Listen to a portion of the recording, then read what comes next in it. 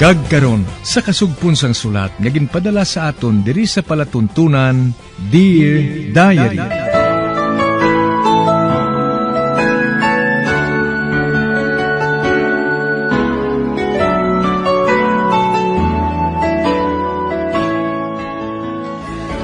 Dear Diary, bahin sa nagligan, samtang nalingaw sila ni Sir Virgo sa pagpamati sa nagadaigon, liko maginhambala ni nanay si Alexa, nakadtuan si Macfi sa kwarto.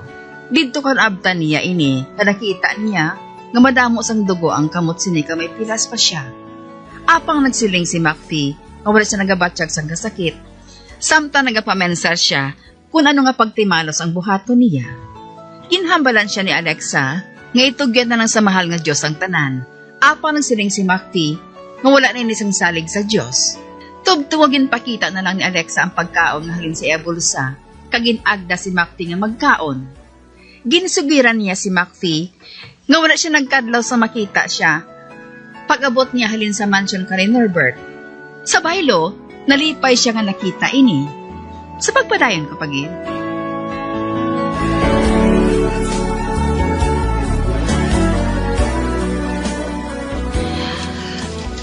Uy, dosang sanulan.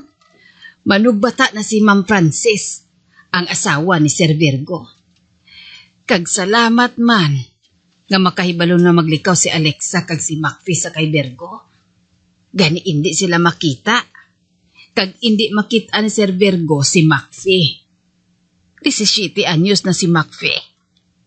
Kag mataas siya, mabukod.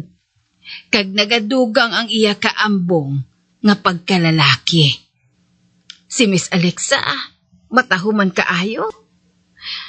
Kag siya nangin reyna sang aton banwa. Kag si Norbert masami nga nagakadto sa Villa Estrella. Nagapangaluyag siya kay Alexa. Uy, ara na si Lolita Milagros. Nagadalagan siya pagkadto diri. Nagdulong naman siya sa aton panyaga diri sa uma. Uy, amo matuod. Kag daw sa may ibalita siya sa aton, ho? Ara na siya. Tia Milagros? Josie?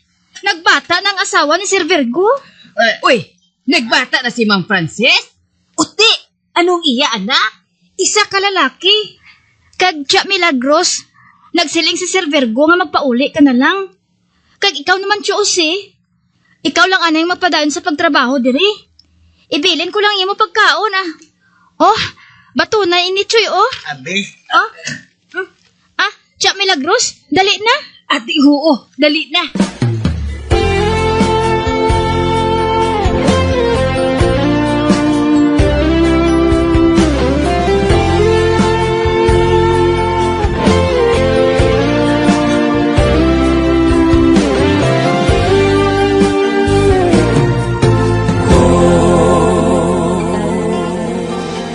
Tia Milagros, sa wala ka pa makasulod sa imo nga kwarto, may isugid ako sa imo. Ano ina? Nabatian ko nga naghambalanay si Sir Virgo kag ang doktor. Nagsiling ang doktor nga may talana ng kabuhi ni Ma'am Francis. May, ano? Oo, isa sa mga inadlaw nga ini. Ay, abo, Diyos ko!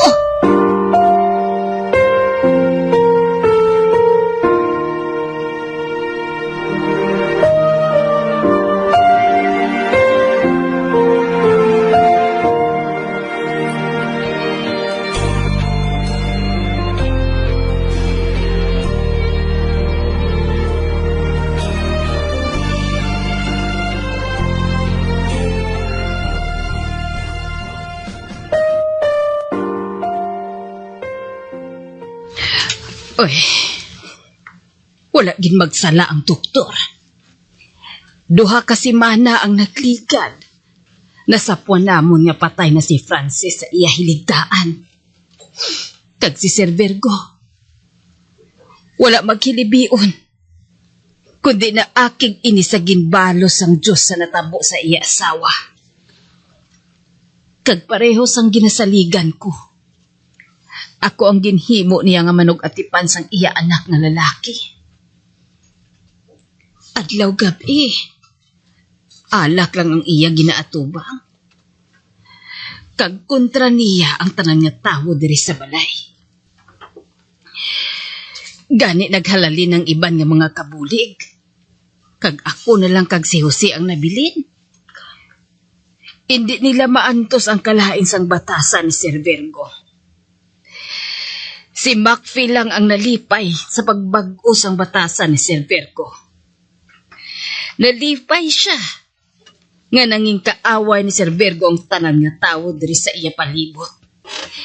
Abyan man o kung kaupod niya sa negosyo, nagapalagyo sa iya. Bangod sa batasan niya nga palahubog, kag nagapangita siya pirmi sang away. Ang wala lang makatilaw sang iya pangharas, amo si Norbert. Bangod na kahibalo si Virgo, nga si Alex ang ginapamasyaran sini. Kag sa pagligat sang inadlaw, labi nga nagalala ang batasan ni Virgo. Bisan ang iya anak, nagakurog sa iya sa kahadlok. May bes nga dakpon niya ang bata kag halukan nga wala sang untat. Hasta nga masakit niya ang iya bata. Hindi gani ginahaboy niya ini sa kalayo.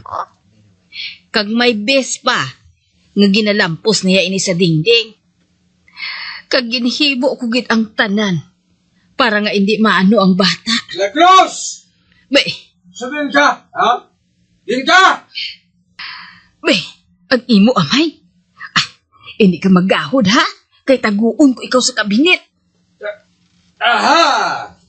Be, Ara, kagaligdira? hindi. Nakita niya si Sunny Boy. Be, ang bata, kinasubsob niya ang iya nga guya sa akong dugan. Kag nagakurog siya sa kahadlok. Animal ka. Nadakpan ko gidman ikaw sa ulihe. Be, Hoy! Milagros! ay! Aragay, Sir Virgo, ginbutong mong akon bayo sa likod. Basi kung makuga ako, sir. Aragay. Sa ngalan sang langit, sang impyerno. Ha? Aragay. Ginasumpa ko. Napatyon kong bata ngayon na. Kung nakaibalo na ako sa akong buhaton, kung saan ko madula ina sa akong banas. Apang sa wala pa, sa bulig ni Satanas, sa bulig niya, matulon mo ang patalom nga dala ko, Milagros. Hindi ka magkadlaw. Kay animal ang doktor nga to. Gilumsan ko na siya sa turugban. Isa pa lang to siya, ha? Kag kinanglan may mapatay pa ako nga isa. Kag ikaw, ina, Milagros. Kinanglan, patyon ko ang isa sa inyo. Kag hindi ako magtulog kung hindi ko na mabuhat.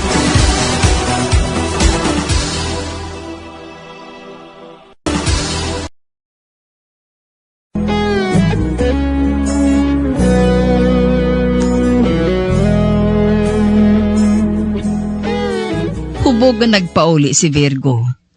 Kag sa makita niya ginauyatan sa akon inloy ang iya anak, naaki gini. Ginakaugtan ni Virgo ang iya anak. Tugod amoy ning ginabasol niya sa kamatayon ni Francis. Samtang, ginsugid niya kay nanay, nga ginpatay niya kuno ang doktor ang nagpabata kay Francis, kag si nanay naman ang idason sini. Sa pagpatayon ko pag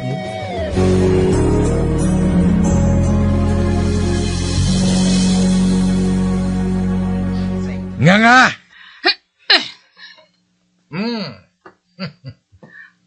Gintapi mo nga kong kamot.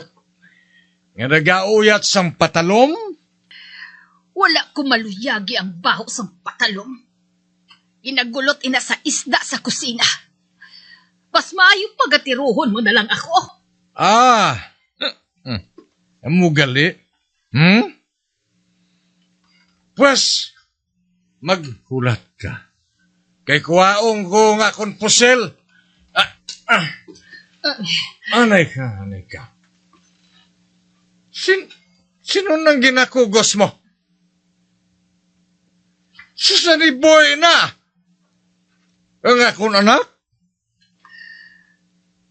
Nagasub-sub sa imudughan? Kay nahadlok siya sa akon? Kinanglan tudluan ko siya sang leksyon. Wala siya gani nagasugat sa akon kung mag-abot ako. Sa baylo, nagadalagan siya sa kahadlok. Kag nagasinggitan siya nga ako kuno isa kabagat. Wala siyang huyang bata kay na. Wala siya sang katahuran. Wala siya sang katahuran saya mabuot nga amay. Pero anay ka. Anay ka. Hindi bala nga nakapaayos sa bata nga guntingan permi ang iya malaba nga buhok? Parehas ang isa ka ido. Nagabaris ang ido kung maguntingan ang iya buhok. Abi, ihatag sa ako ng bata ko. Ihatag! Abi na, abi.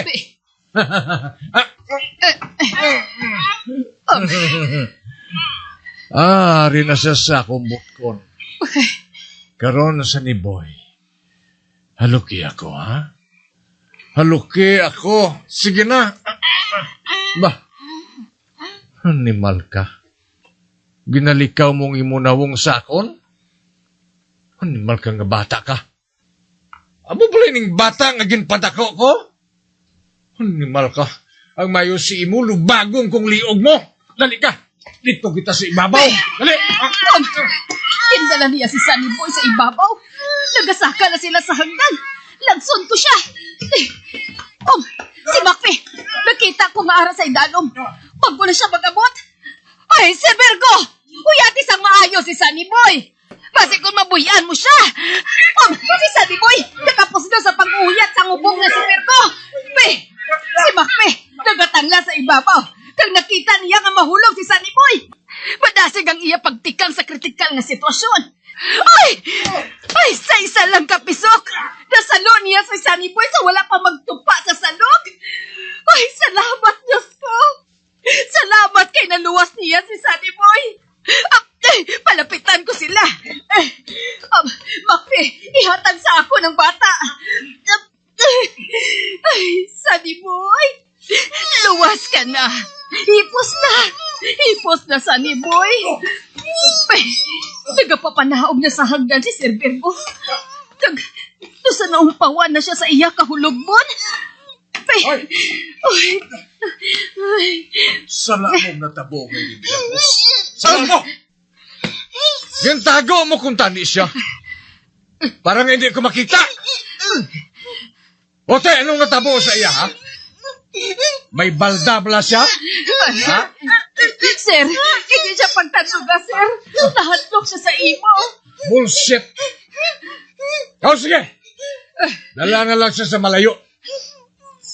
Kag ikaw naman, Macfe, magaling ka sa tuban ko! Hindi ako gusto nga makitang ang nawang mo ngayon na. Kag hindi ko gusto mabatian ang tingog mo! Hindi ko ikaw magpatyon subong, Macfe. Pero kung mainit ako, ha? Sunugon kong balay nga ini.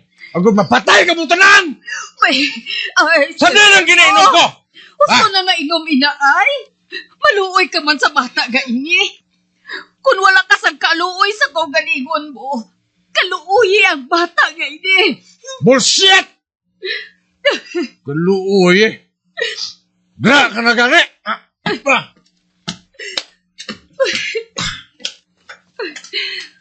Natingala ko. Kung nga wala pa niya mapatay niya kaugalingon sa sobrang pag-inom sa ilim na. Nagsiling si Dr. Kenneth kasi hindi madugay. Tutda na niyang iya kaugalingon. Macfe, makantuanay ako sa kusina.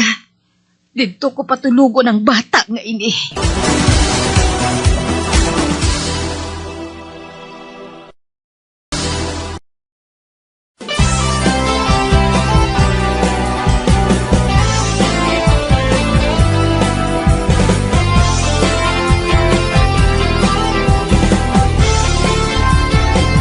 Mga abyan, sunda sa pagpamati, ang kasugpon sang sulat, nga ginpadala diri sa aton palatuntunan, Dear Diary.